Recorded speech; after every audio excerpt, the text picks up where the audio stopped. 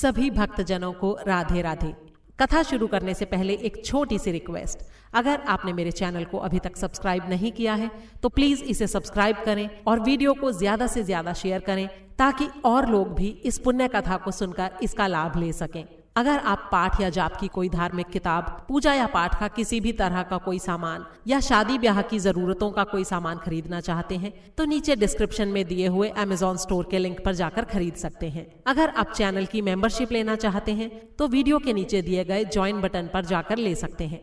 कार्तिक मास की सारी कहानियों को एक साथ एक ही वीडियो में सुनने के लिए ऊपर आई बटन पर क्लिक करें। कार्तिक के महीने में विशेष फल देने वाली माँ लक्ष्मी जी की कहानी और विष्णु सहस्त्र नाम सुनने के लिए भी ऊपर आई बटन पर क्लिक करें। तो शुरू करते हैं आज की कथा। कार्तिक मास महात्म्य 34वां अध्याय।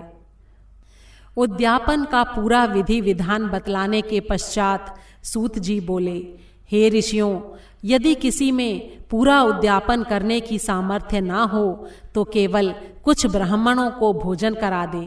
ब्राह्मण न मिले तो गाय, पीपल अथवा बरगद के वृक्ष का पूजन करे, क्योंकि पीपल विष्णु का और बरगद शिव जी का रूप है।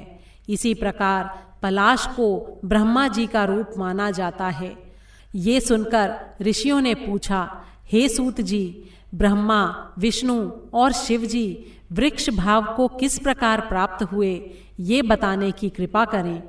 सूत जी ने कहा, हे ऋषियों, किसी समय शिव पार्वती एकांत में विराजमान थे कि उस समय देवताओं द्वारा भेजे गए अग्निदेव द्वारा उनके एकांतवास में विघ्न उपस्थित हुआ।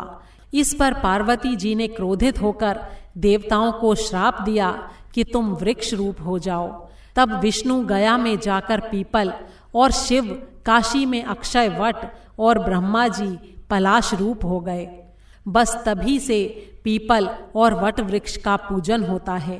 तब ऋषियों ने पूछा कि शनिवार को पीपल का पूजन होता है लेकिन रविवार को नहीं होता, इसका क्या कारण है? कृपा करके हमें बतलाइए। सूत जी ने कहा, हे ऋषियों, समुद्र मंथन के समय 14 रत्नों में से कौस्तुभ मणि और लक्ष्मी जी को प्राप्त करने के बाद विष्णु भगवान विवाह करने को उद्धत हुए। तब लक्ष्मी जी ने भगवान से कहा, मेरी बड़ी बहन दरिद्रा अभी अविवाहित है, पहले उसका विवाह होना चाहिए। ये सुनकर भगवान विष्णु ने लक्ष्मी जी की बड़ी बहन उद्दालक ऋषि को सौंप दी। यद्यपि दरिद्रा का रंग काला, नेत्र लाल और बाल बिखरे होने के कारण वो बड़ी ही कुरूपा थी, लेकिन फिर भी भगवान की आज्ञा मानकर उद्दालक ऋषि उसे अपने आश्रम में ले आए। आश्रम में आकर दरिद्रा ने देखा कि वहाँ वेद पाठ और हवन हो रहा है।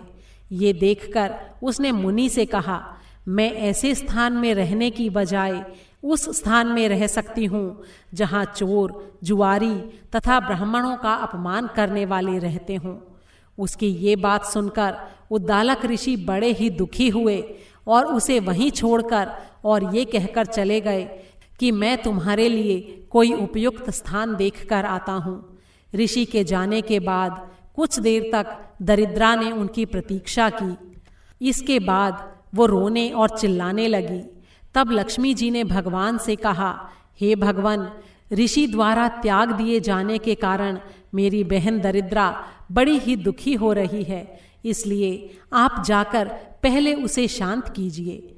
तब विष्णु भगवान लक्ष्मी जी सहित वहां आकर कहने लगे, तुम पीपल में निवास करो, पीपल हमारा ही अंश है।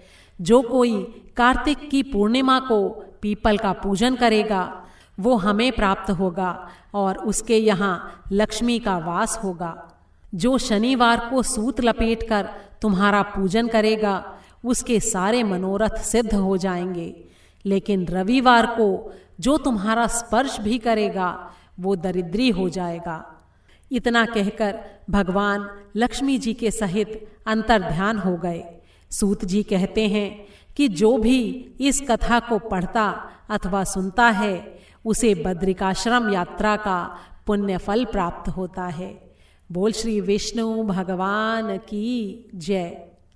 34वां अध्याय समाप्त हुआ।